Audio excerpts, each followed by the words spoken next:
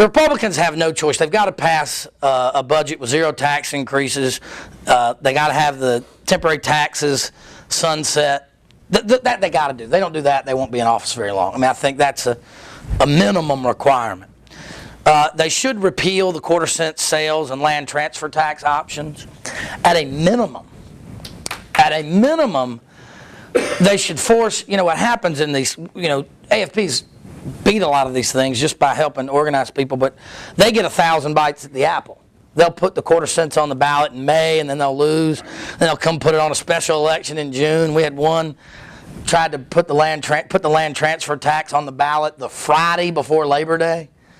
That's got to end. If we're going to have elections, A, they have to have consequences, win or lose. B, they got to be on a general election when people vote. So that is a minimum thing we can change. If you want to put that on, you got to put it on, not, on Christmas Day when you can get the public employees out. That's got to change.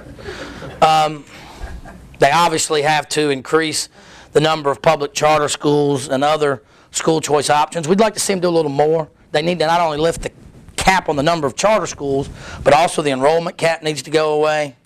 We need to move the charter schools office out of the Department of Public Instruction. It needs to be a standalone entity or in the administration led by Terry Stoops. And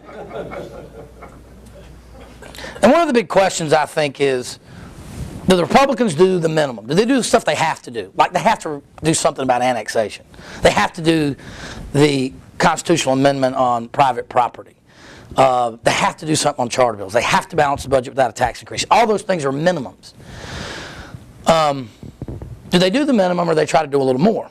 And one of them would be fundamentally try to change government by passing a taxpayer bill of rights that limits government to spending, to the increase in population and inflation.